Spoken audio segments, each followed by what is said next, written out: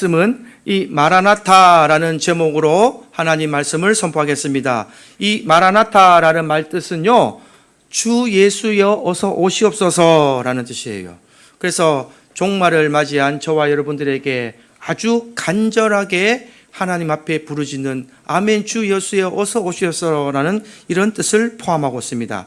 오늘로써 고린도전서 16장을 마치게 되는데요, 긴 여정을 오시면서 잘 따라오신 여러분께 하나님의 축복과 영광이 임하기를 주님의 이름으로 축원합니다. 자, 오늘 고린도전서 16장 마지막 장에는요, 이 예루살렘 교회를 위한 연보와 또 바울의 마지막 당부하는 말씀들이 기록되어 있습니다. 바울은 지금 이 고린도전서를 쓸 때는요, 에베소에 머물러 있다 그랬죠. 에베소에 있는 두란노 서원에 머물러 있었고, 에베소에서 3년 동안 하나님의 말씀을 가르치면서 양육을 하고 있었습니다. 그런데 1년 6개월 동안 복음을 전했던 이 고린도 교회에 여러 가지 많은 문제가 생기면서 그 문제를 해결하기 위하여 기도하는 중에 하나님께서 주시는 감동을 따라 편지를 쓴 것이 바로 고린도 전서입니다. 이것이 배경을 확실하게 기억하시기 바랍니다. 그래서 이 고린도 전서의 내용을 우리가 쭉 살펴보니까 어떤 내용입니까? 교회에 아주 문제가 많았죠. 그래서 성숙하지 못한 교회이기 때문에 많은 문제가 있었다. 내용을 한번 살펴보니까요, 이 사람을 따라서 당을 짓던 이 신앙생활하는 분쟁에 대한 문제가 있었고, 또 음란의 죄가 교회 안에 들어왔으며 또 성도들 간에 다투었는데 이 재판을 하는 문제가 생기기도 했고, 또 고린도 지역의 열악한 환경 속에서 결혼을 해야 되나 말아야 되냐 하는 이 결혼에 대한 문제, 또 우상의 제물에 대한 문제, 또 머리에 수건을 쓰는 권위에 대한 문제, 또 이방 종교의 영향으로 성령의 은사를 분별하지 못하는 은사의 문제가 있었고요. 또 헬라 철학의 영향으로 지난주에 했었던 부활을 믿지 못했던 이런 문제, 수많은 문제들을 우리가 살펴보았습니다. 이 문제들은요, 지금 현재 고린도 교회의 문제가 아니라 우리 현존하는 이 신학시대의 교회에도 똑같이 이런 문제들이 존재한다. 언제든지 일어날 수 있는 사건이다라는 것이 문제입니다. 그래서 바울이 하나님의 뜻을 따라 설명하고 권면을 하고 책망했던 것이 묵상하고 잘 깨달아진다면 오늘 우리 교회에서 이러한 문제가 생겼을 때에 이 말씀을 따라 순종하면 이 해결되는 문제가 일어나게 된다 이 말이에요. 할렐루야. 성경은 우리가 보는 본보기고 거울입니다. 우리가 이런 문제가 생겼을 때는 옆 사람한테 물어보는 것이 아니라 성경에서 찾아보셔야 돼요. 이런 문제가 생겼었는데 저와 여러분들의 상황이 다르듯이 우리 사람은 각각 개인마다 상황이 다르고 하나님께서 주신 은사가 다르고 하나님께서 쓰시는 방법이 다른 거예요. 삶이 다른 거예요. 그래서 가장 좋은 교과서는 성경이 돼야 된다라는 것을 가르쳐 드립니다. 그래서 바울은 이 고린도전서 편지를 써서 편지를 할 때에 이 정도로 내가 너희들에게 가르쳐 줬으면 어느 정도 해결이 됐을 것이다 라고 생각하고 16장에 보면 교회의 문제가 잘 해결되어지고 교회가 안정이 되어진다면 우리가 예루살렘 교회를 돕는 연보를 좀 했으면 좋겠다 하는 말씀으로 부탁으로 시작을 하게 되는 거예요. 1절에 보면 우리 한번 읽어볼까요? 1장 읽어보겠습니다. 시작. 성도를 위하는 연보에 관하여 내가 갈라디아 교회에 영광도 같이 너희로 들었다. 아멘. 이렇게 성도를 위한 연보라는 것은요, 이 예루살렘 교회를 위한 돕는 거예요. 그래서 3절 끝에 보면 이 은혜를 예루살렘으로 가지고 갈 것이다 라고 말씀을 합니다. 그래서 복음을 전했던 본교회, 이 예루살렘 교회에서부터 출발을 했는데 복음을 전했던 본교회가 어려워지니까 너희들이 좀 도와줬으면 좋겠다라고 고린도 교회도 얘기를 하는 거예요. 이 역사적인 기록을 보면요, AD 45년경에 예루살렘에 있는 팔레스타인 지역에 큰 흉년이 있었다고 나옵니다. 역사적인 기록을 살펴보니까 AD 45년경에 이 팔레스타인 지역에 큰 흉년이 있었다. 이 흉년이 되니까 이 지금과 달리 고대 사회에서는요, 많은 어려움을 겪게 되는 거예요. 흉년이 되면 양식이 없고 또 그러면 양식이 없으므로 가축들이 죽는 경우가 생기고 사람 먹기도 힘든 이런 어려운 상황이 됐을 때에 사람들은 교회에 나오지 못하게 되는 겁니다. 왜냐하면 먹고 사는 문제가 더 급하기 때문에 교회에 나와서 예배를 드리지 못하고 교회에 대해서 헌금을 드리지 못하면 교회는 존속할 수 있는 그런 환경이 어려워진다는 것이죠. 그래서 이 AD 55년경에 이 고린도전서가 쓰여졌는데 예루살렘 교회에는 45년에 있었던 이 대흉년으로 말미암아 어려움이 있었던 것을 뒷받침해 주는 설명이 되는 것입니다. 그래서 이 바울이 개척한 교회들을 다니면서 우리가 이 예루살렘 교회에서 복음이 먼저 시작됐고 우리가 복음의 빛이 졌다고 얘기하는 거예요. 그 예루살렘 교회에서 복음이 시작됐기 때문에 우리는 교회의 복음의 빛을 졌기 때문에 우리가 육적인 것으로 갚는 것이 마땅하나 교회마다 연보할 것을 부탁을 하게 되는 것입니다. 이 예루살렘 교회를 살려야 되겠다. 오늘날 우리 지금 한국 교회도 이런 일이 많이 있습니다. 지금 서울의 가장 큰 사랑의 교회는요, 매년 한 번씩 대한민국의 개척교회 초교파를 마련하고 목사님들 초청을 해요. 그래서 성도수 아직 당회가 설립되지 못하는 미자립교회라고 표현하는데 그 미자립교회에 보통 몇 명 초청할 것 같아요, 여러분 생각에? 예산을 100억 정도 잡습니다. 100억 잡아서 오신 목사님들마다 기본적으로 100만 원씩 다 줘요. 그리고 1박 2일 동안 호텔을 잡고 숙식을 하고 1박 2일 동안 부흥회를 해요. 그리고 경품 추천도 합니다. 경품 추천도 해서 1등은 뭐 주냐면 스타리아 차도 주고, 미자립 교회니까 이런 것을 많이 하고 또 냉장고라든지 노트북이라든지 이런 거를 많이 베풀어요. 그래서 1년에 한 번씩 사랑의 교회에서 합동측이죠. 합동측에서는 이런 미자립 교회들을 위해서 많이 베풀고 있다라는 것을 참고로 알고 계시면 되겠습니다. 그래서 바울이 에베소에 있을 때 에베소는 물론이고 아시아에 있는 갈라디아 교회에도 연보를 하게 되죠. 그래서 1절에 보면 내가 갈라디아 교회들에게 명했다라고 하는 것은 아시아 지역에 있는 교회들에게도 먼저 연보를 했다는 뜻이에요. 그래서 고린도 교회 이전에 아시아에 있는 교회도 먼저 연보를 거뒀다. 그래서 고린도 교회가 여러 가지 문제가 생겨서 미루고 있다가 바울이 이 편지를 보내면서 교회가 안정이 되면 이제 예루살렘 교회를 위한 연보를 좀 해달라라고 부탁하는 것으로 시작을 합니다. 2절에 보시면 2절 한번 읽어보겠습니다. 시작.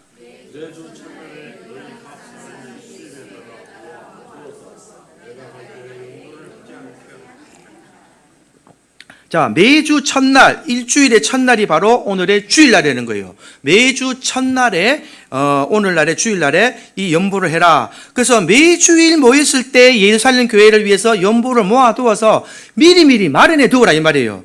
미리미리 가서 갑자기 달락하지 말라는 게 아니라 미리미리 준비를 해서 내가 갈 때에 연보를 좀 보랄라. 준비하는 마음으로 연보를 하라는 것입니다. 그래서 우리 여러분 헌금은요, 항상 준비하는 마음으로 하는 거예요.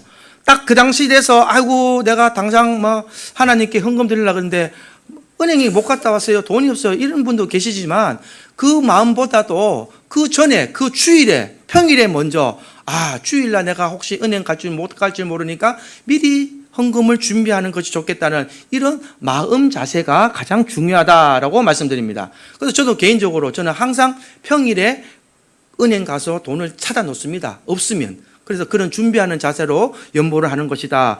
그리고 수입에 따라 되어 있지만 원래 의미는요, 이 번성하게 하신 대로가 맞아요. 하나님께서 내게 주신 복대로 번성하게 하신 대로 복을 주신 대로 하라 이 말입니다. 그래서 하나님께서는 말씀대로 순종하는 자들에게는 다 기업의 복을 주신다는 거예요. 그래서 하나님께서 내게 주시는 은혜대로 기도하면서 준비하는 것이 바로 하나님께 드리는 헌금이 된다라는 것을 권면하고 있습니다. 그래서 성도가 헌금을 할 때에 하나님께서 내게 주신 은혜를 따라 미리 기도하고 준비하는 마음으로 헌금하라라고 하나님께 드리라고 바울이 가르쳐주고 있습니다.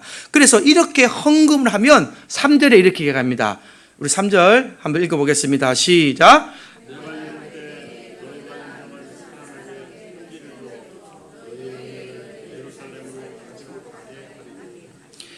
예, 바울이 이제 계획을 얘기하죠. 내가 너희들이 인정하는 증인들과 함께 예루살렘으로 가지고 가겠다. 나 혼자 가지고 가겠다라고 말하지 않고 너희들이 인정하는 증인들이라고 얘기해요. 이게 무슨 말이냐? 돈은 참 민감하죠. 돈은 민감합니까? 안 민감합니까? 내가 이 사람을 믿을지라도 다른 사람은 이 사람을 믿을 수 있을까요? 없을까요? 100%다 믿지는 못하죠. 그래서 너희가 인정하는 사람과 함께 두세 사람의 증인과 함께 이 돈을 가지고 가겠다 이 말이에요. 그래서 돈은 참 민감하면서도 참 이 돈 문제가 걸리면 요즘은 너무 흉악한 세상이 돼서 형제 간에도 이 돈 갖고 또 부모 자식 간에도 이 돈 갖고 칼부림 하는 세상이지만 이때도 아마 약간의 그런 경우가 있었던 것 같습니다. 그래서 이 물질에 대한 것은 저도 그렇고 여러분도 그렇고 아주 깨끗한 게 좋다는 거예요. 누가 봐도 깨끗해야 된다는 것입니다. 그렇게 지금 바울이 가르쳐주고 있습니다. 그리고 이제 바울이 5장부터 7절까지는 앞으로의 계획을 밝히고 난 후에 이제 8절에 보면 바울은 에베소에서 사역을 하면서 이 편지를 하고 있다라는 것을 밝히고 있죠. 8절 제가 했습니까? 예, 8절에 보면 내가 오순절까지 에베소에 머물려 함이라고 나오죠. 그래서 지금 에베소에서 이 편지를 쓰고 있다라는 것을 간접적으로 밝히고 있습니다. 그래서 이 교회가 어려움이 당하면 교회가 돕게 되는 것이 하나님 나라의 원리가 되는 거예요. 조금 더 넓은 의미로 얘기하면 그렇지만 조금 더 좁은 의미로 얘기하면 저와 여러분들은 하나의 작은 교회고 성전인 걸 믿으시기 바랍니다. 그러면 우리 주위의 성도가 어려우면 누가 도와줘야 된다고요? 내가 도와줘야 된다고요. 내가 더 어려운 성도들을 좀 도와주고 보살펴줘야 된다. 이것이 그리스도 안에서 하나 된 저와 여러분들의 하나님에 대한 성도들의 삶이 되는 거예요.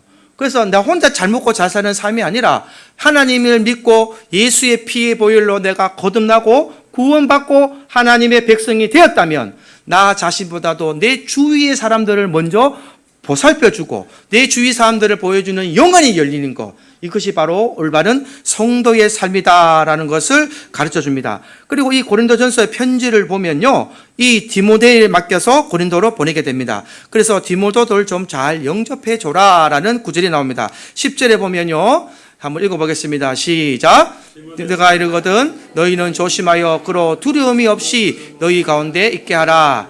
이는 그도 나와 같이 주의 일에 힘쓰는 자임이라. 아멘. 디모데가 누구냐면 바울의 양아들이었죠. 그때 바울의 양아들이면서 지금은 바울에게 양육을 받고 훈련받고 주의 일에 충성된 자기 때문에 바울이 이제 고린도에 보내게 되는 거예요. 그래서 나가 못 가고 디모데를 보내니 디모데에게 두려움이 없이 너희 가운데서 잘 협력하여서 있게 해달라라는 것을 말합니다. 그래서 디모데가 이 편지를 그려가면 전해주는 것으로 끝나지 아니라 편지를 읽어주면서 이 교회가 뭐가 잘못되었는지 너희가 어떠한 잘못을 저지른지 질책할 때에 믿음으로 받아들이라 이 말입니다.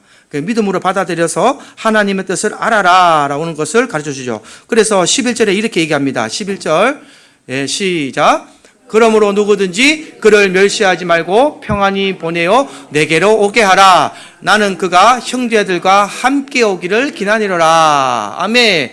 하나님 보내신 이 동역자를 너희들이 멸시하지 말고 평안히 보내어 내게 오게 하라라는 말로 바울이 권면을 하죠. 그래서 교회의 성도들이 사역자들을 함부로 대하지 않도록 권면을 하고 있는 것입니다. 그래서 바울은 마지막으로 하는 말이 뭘 권면하느냐? 사랑으로 사람을 대하고 사랑으로 서로를 섬기라라고 강조를 하는 것입니다. 그래서 오늘 내가 마라나타라는 제목을 정한 것은 바울이 이 고린도에서 마지막으로 성도들에게 권면한 말이 오늘날 저와 여러분들에게 권면하는 말과 똑같다면 이 말입니다. 이 마지막 시대를 살아가는 우리에게 어떤 말을 권면했는가? 우리 14절 다 같이 한번 한 목소리로 읽어보겠습니다. 시작. 너의 모든 일을 사랑으로 행하라. 아멘. 이 사랑으로 행하라는 거예요. 모든 일을. 그래서 교회의 분쟁과 어려움인가 이런 어려움과 너희들이 겪지 못할 일을 했을 때도 사랑으로 극복하고 하나님 말씀을 깨닫고 사랑으로 이것을 치리하고 위로하고 이해나가면 교회에 분쟁과 어려움이 없을 것이다 라고 가르칩니다. 그리고 22절에 이렇게 강조합니다. 22절 읽겠습니다. 시작. 만일 누구든지 주를 사랑하지 아니하면 저주를 받을지어다. 우리 주여 오시옵소서 또는 우리 주께서 임하셨도다. 아멘. 근데 바울이 이렇게 당부를 하고 디모데에게 고린도전서를 준해서 보내고 함께 온 집사들을 함께 보냅니다. 그런데 고린도 성도들은 어떻게 했을까요? 바울의 말에 순종했을까요? 순종하지 않았을까요? 순종하지 않았기 때문에 고린도 후서가 나왔습니다, 여러분. 이해가 되세요? 고린도 왜 전후서가 있는지 가만 생각해 보면 순종하지 않았기 때문에 고린도 후서가 나온 거예요. 그래서 고린도 후서에 가면 이 거짓 선지자들이 나옵니다. 거짓 선지자들. 그래서 이 거짓 선지자들이 선동하는 바람에 이 바울을 다시 비난하는 사람들이 일어나게 돼요. 그래서 바울이 그때서야 바울이 고린도 교회가 많은 문제가 생긴 것이 바로 이 거짓 선지자와 거짓 교사들 때문이라는 것을 알게 되는 것입니다. 이 교회에 거짓 교사와 거짓 선지자가 들어가면 이 교회는 감당할 수 없는 어려움과 핍박과 사랑 성도들에게 혼란을 주게 되는 거예요. 그렇지 않습니까? 이 혼란과 어려움을 주게 되면 이 거짓 선지자들이 바울은 뭐라고 가르쳤냐면 사도가 아니다라고 비난을 하고 온 교회에서 분란을 일으키고 영적으로도 아주 혼란스럽게 만들었다. 신천지에서 탈퇴한 어느 목사님의 간증을 제가 들은 적이 있는데요.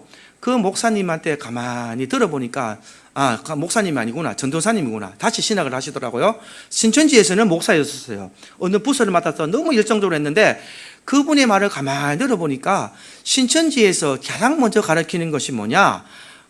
말씀을 다 가르치면서 네가 우리 교회에 나오기 원한다면 네가 섬기는 교회에 가서 거짓말하라고 가르친대요. 그래서 첫째로 개척교회에 가서 도와줘야 된다니까 개척교회에 교화준다는 그 거짓말을 가르쳐주고, 아니면 또 내 가족들 데리고 개척교회에 해야 되기 때문에 그렇게 나오라고. 하여튼 거짓말을 가르친대요. 그리고 우리 교회에서 있었던 일도 그 학생이 나한테 거짓말했는데 그 얘기가 신천지 얘기하고 똑같더라고요. 그 학생이 무슨 거짓말했냐면 학교에 영어 수업이 있다고. 그래서 교회에 금요예배에 찬양을 뭐 하겠다 했는데 그게 신천지 교리에 나오더라고. 그렇게 가르치라고 가겠네요. 그래서 신천지 대학생들에게는 금요예배 못 가게 하고 월화수목인가 뭐 이렇게 4일 동안 공부를 가르치는데 우리가 교회 예배가 있잖아요. 그러면은 금요일날 예배 못 오게 한다면 그 거짓말하는 방법까지 가르쳐 주는 거예요. 얼마나 이 무서운지 모릅니다. 신천지가 얼마나 치밀하게 계획을 짜고 그 사람을 하기 위해서 월화목금인 줄 알고 있어요. 일주일에 4번씩 2시간씩 직장인들 위해서, 그 다음에 학생들과 이런 사람들을 그렇게 교육시키지 모릅니다.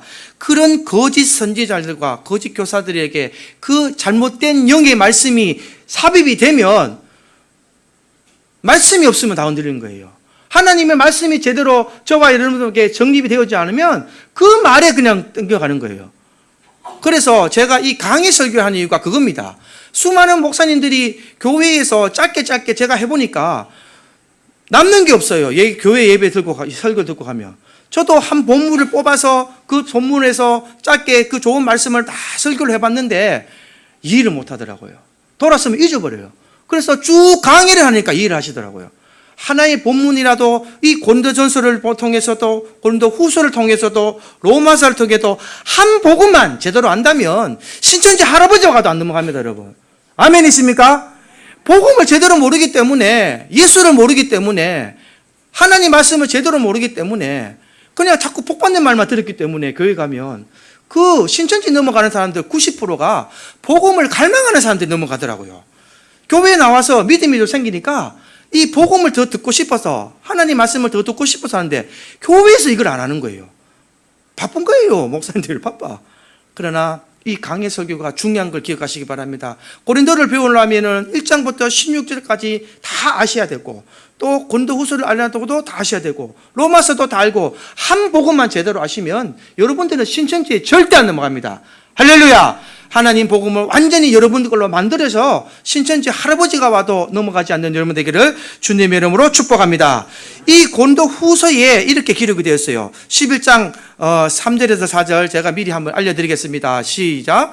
뱀이 그 갱계로 하와를 미혹한 것 같이 너희 마음이 그리스도를 향하는 진실함과 깨끗함에서 떠나 부패할까 두려워하노라. 만일 누가 가서 우리가 전파하지 아니한 다른 예수를 전파하거나 혹은 너희가 받지 아니한 다른 영을 받게 하거나 혹은 너희가 받지 아니한 다른 복음을 받게 할 때에는 너희가 잘 용납하는구나. 아멘. 고린도 교회가 이랬다는 거예요, 지금. 그러니까 우리가 전하지 않는 다른 예수가 뭐예요? 바울이 전하지 않는 다른 예수는 뭐예요? 내가 예수라는 거죠. 내가 예수라는 거. 이 시대에 지금 신천지, 다른 영, 다른 예수, 다른 복음이 바로 이단이 되는 겁니다. 여러분, 예수님 빼고는요, 우리 죄를 사하실 분이 아무도 없습니다. 할렐루야. 예수님 빼고는 우리 죄를 사하실 분이 아무도 없어요. 어떤 고난과 핍박과 그 인간으로서 감당할 수 없는 그 고난을 당하고 십자가에 피 흘려 돌아가셨는데, 그런 고통과 그 고난을 누가 감히 감당할 수 있겠습니까? 아무 죄 없는 사람이 내가 십자가에 못 박게 돌아가는, 금요일날 우리 들으신 분은 아시겠지만 얼마나 무섭습니까? 무섭죠? 우리가 예배를 너무 쉽게 생각하는 거예요. 그 어려운 고통과 그 심한 고통을 당하시면서도 아무것도 불평분만 가지지 않으시고, 아버지여 저들의 죄를 용서하여 주시옵소서. 아버지여 저들에게 돌리지 마시옵시고, 하나님 내게 돌려주시옵소서라는 그 우리의 모든 죄를 갖고 가신 그 예수 그리스도 말고는요, 모든 사람 다 뻥입니다. 우리 인간이 예수가 될 수 있다는 것은 그건 거짓말이에요. 그 허황된 진리를 말하는 것이 불교입니다. 제가 불교를 잘한다 말씀드렸죠. 불교는 너도 부처가 될 수 있고 나도 부처가 될 수 있습니다. 맞습니까, 이수미 자매님? 예. 불교는 너도 불교가 될 수 있고 나도 부처가 될 수 있어요. 왜? 고행을 거치면, 내가 수행을 하면 부처가 되는 거예요. 그래서 스님한테 인사할 때 성불하십시오 하잖아요. 이루성사 불불자에 그게 부처가 되란 말이에요. 부처가 많은 고행과 순환을 겪으면 부처가 될 수 있다는 것이 불교의 교리입니다. 그러나 우리 예수님은 네가 신이 되라 합니까? 나를 따라오라 그러잖아요. 할렐루야. 그 한 분만 따라가면 저와 여러분들은 복받고 복받는 인생을 살아갈 줄 믿습니다. 그래서 그 사람들이 뭐라고 바울이 정리했냐면요, 이 11절 13절에서 13절 15절 말씀해 보면 고린도후서에 이렇게 정리를 해놨습니다. 우리 다 같이 한번 읽어보겠습니다. 시작. 그런 사람들은 거짓 사도요 속이는 일꾼이니 자기를 그리스도의 사도로 가장하는 자들이니라. 이것은 이상한 일이 아니리라. 사탄도 자기를 광명의 청사로 과장하나니, 그러므로 사탄의 일꾼들도 자기를 의의 일꾼으로 가장하는 것이 또한 대단한 일이 아니라 그들의 마지막은 그 행위대로 되니라. 할렐루야. 여러분, 사탄이 하는 일은 뭐라고요? 우리를 치우고 끌고 가는 게 사탄이 할 일입니다. 세상 사람들은 절대 하지 않아요. 왜냐? 그들은 가만히 놔둬도 갑니다. 성철 스님이 마지막에 했는 말이 뭔지 아세요? 내가 무적행의 지옥을 본다고 얘기했습니다. 내 눈앞에 지옥이 보인다고 얘기했어요. 성철 스님은요, 불교계에서 이 5 손가락 안에 들 자로 아주 큰 위대한 스님이에요. 여러분, 살이라는 거 들어보셨습니까?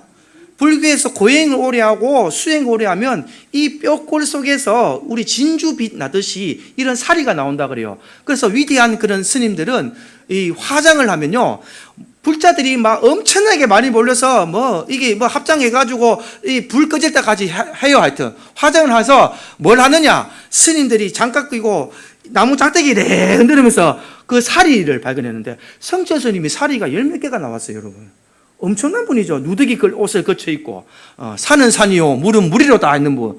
그분이 죽을 때 뭘 봤다고 얘기했냐면요, 나는 많은 사람들을 치욕으로 이끌고 간 괴수 중에 괴수라고 고백했어요. 마지막에 자기가 고백한 거예요. 그러니까 성철 스님 좋다고 따라간 사람들은 어디 갔다고요? 다 지옥 간 거예요. 다 지옥 간 거예요. 그래도 불자들은 안 돌아와요. 몰라요. 기가 어두워서.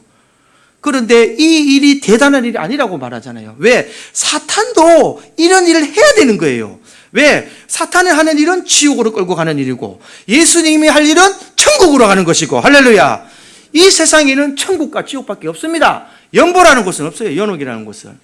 천주교는 연옥교를 만들어서 헌금 많이 하고, 천주교 그거 제가 들려드릴까요? 지금도 우리 엄마가 천주교를 다니는데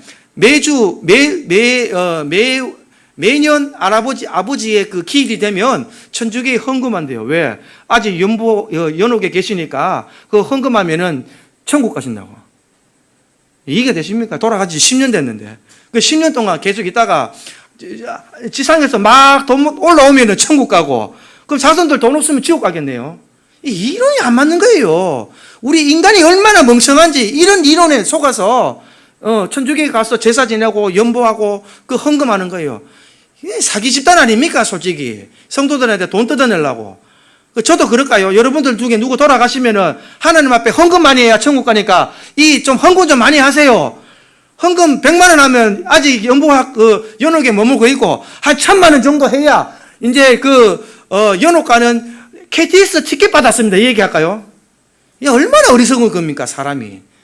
우리가 만약에 그 헌금만 해서 천국 갈 것 같으면 여러분들 여기 안 앉아 있어야 됩니다. 나가서 열심히 돈 벌어야 돼요. 그렇지 않습니까? 돈 벌어서 헌금해야죠. 천국 가려면. 여기 앉아서 나물 따듬고 이렇게 계실 거 아닙니다. 이 사람이 얼마나 단순하고 무식하면요, 이 사탄의 말에 그렇게 쉽게 넘어가는 거예요. 그러나 영적인 눈이 깨달아지고 복음이 여러분들 마음속에 들어가고 하나님의 여러분의 마음속에 들으면 그런 말하는 사람한테 그러니까 뺨때기를 딱 때렸어요. 이 사탄아 물러가라. 할렐루야. 뺨때기한테 탁 때려야 되는 거예요. 사탄아 물러가라. 사탄입니다, 사탄. 그래서 이 거짓 영이 오늘날 저와 여러분 이 마라나타의 세상에서 아주 우리를 유혹하고 있다. 세상의 물질을 바라보지 마시고 이렇게 마귀는 저희들을 삼키려고 두루두루 돌아다니니 거기에 흔들리지 마시고 항상 복음의 길을 따라가시는 여러분들 되기를 주님의 이름으로 축복합니다. 그래서 많은 이단들이 있죠. 지금은 구원파, 신천지, 하나님교회, 또 여호와의 증인들, 또 요즘 많이 떠들썩한 JMS, 정명석이 이런 거 얼마나 힘들고 어려움인지 아시지만 이 복음을 대해서 잘 영입하고 계시면 여러분들이 이 신앙을 잘 지키고 나가시면 하나님께서 보호해 주시고 복음으로 깨닫게 해주시고 영생의 길에 하나님과 함께 가는 동참하는 여러분들이 될 것입니다. 자, 그런데 하나님께서 한 가지 이유가 있죠. 왜 하나님께서 이런 이단들을 가만히 내버려 두실까요? 그것은 하나님께서 저와 여러분들이 다니는 이 교회를 더 강하게 하시려고 훈련하시는 것입니다.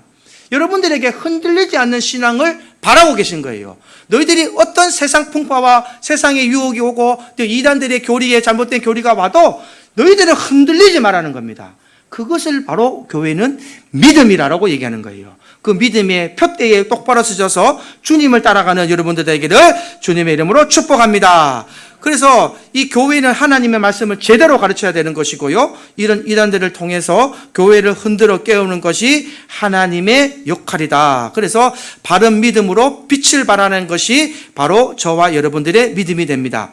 그래서 바울은요, 이 고린도 교회를 경험하면서 에베소에 와서는 어떤 것을 경험했냐? 야, 더 이상 하나님의 말씀을 내가 개척하는 게 문제가 아니라 하나님의 교회를 세웠으면 바로 가르치고 애쓰는 게 더 중요하다는 걸 깨달은 거예요. 바울이 왜 에베소에서 이렇게 3년 동안 사역을 했냐면 많은 교회를 세웠잖아요.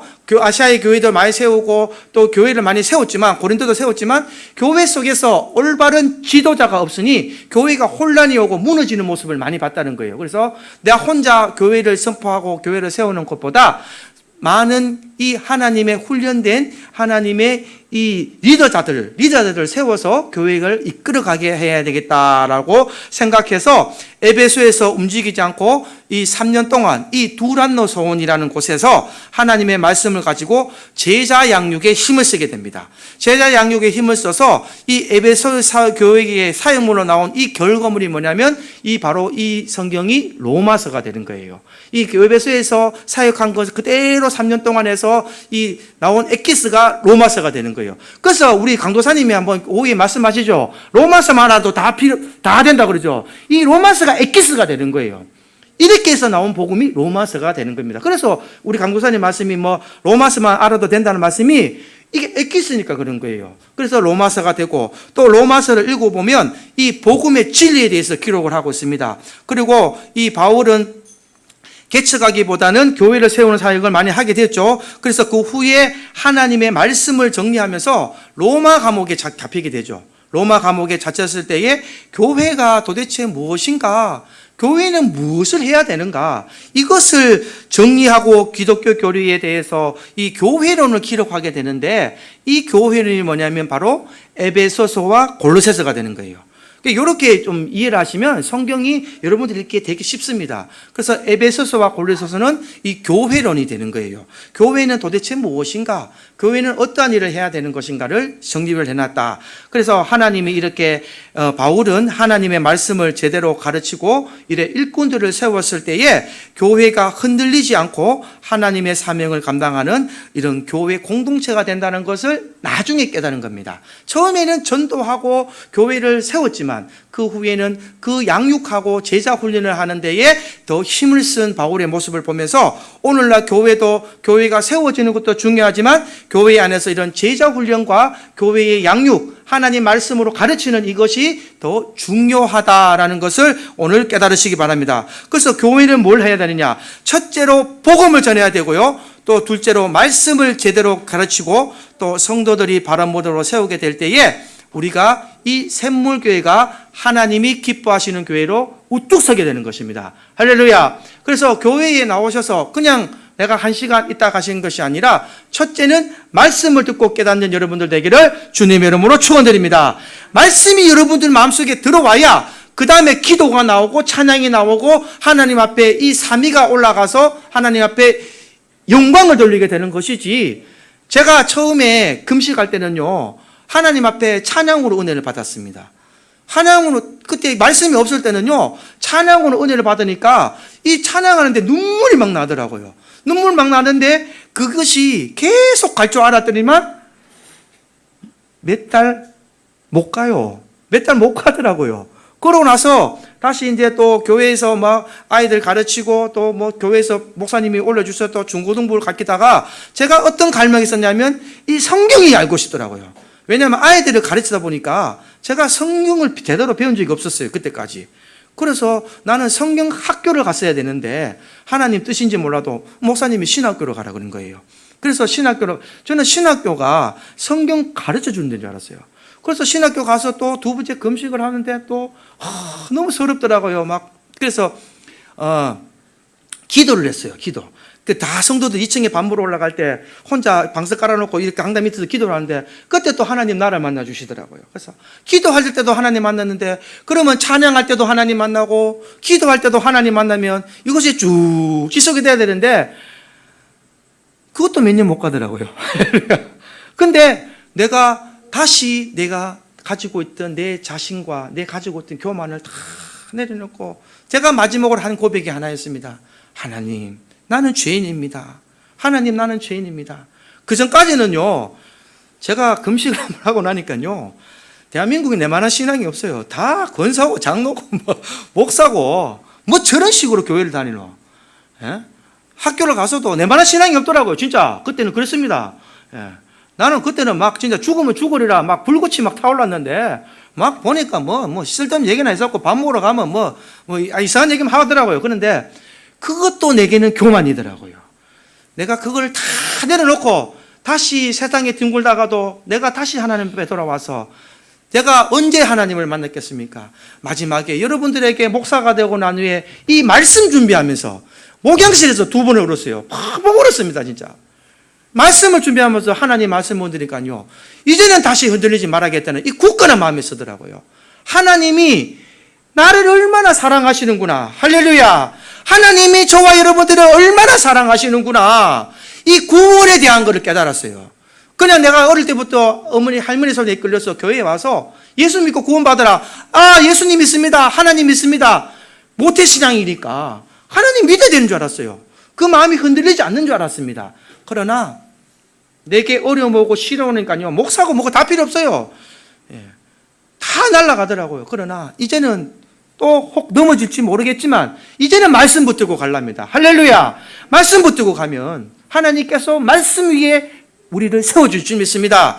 여러분, 기도도 중요하고 찬양도 중요합니다. 그러나 말씀 없으면 바람 불면 훅 불면 날아가요. 날아갑니다. 신천지 2단에 왜 넘어가겠습니까? 말씀 없어서 넘어간 거예요. 여러분, 말씀 위에 모든 것을 세우시는 여러분 되기를 주님의 이름으로 축원합니다. 이 마라나타, 이 신앙은요, 이단들이 어떻게든 우리를 집어삼키려고 독수리 도는 같이 팍 보고 있어요. 마귀가 얼마나 여러분들 노리고 있는지 모릅니다. 이때에 오늘 말씀의 마라나타 신앙 가지시고 끝까지 끝까지 견고한 성을 만드시고 반석 위에 예수 위에 여러분들의 터를 잡고 교회를 지으시면 절대 흔들리지 않는 신앙으로 여러분들은 성화되어 가실 것입니다. 오늘도 그 믿음 가지고 바울이 바라봤던 3층 성전에 계신 하늘 보좌를 바라보시는 영의 눈이 열리시기를 주님의 이름으로 축원합니다. 그래서 앞으로 교회를 위해서 하나님 말씀으로 기초를 세우시고 바른 지식과 바른 믿음으로 교회 공동체를 세울 뿐만 아니라 하나님께서 원하시는 빛과 소금의 사명을 다 감당하시는 여러분들 되기를 주님의 이름으로 축복합니다. 찬송가 358장 찬송 드리겠습니다.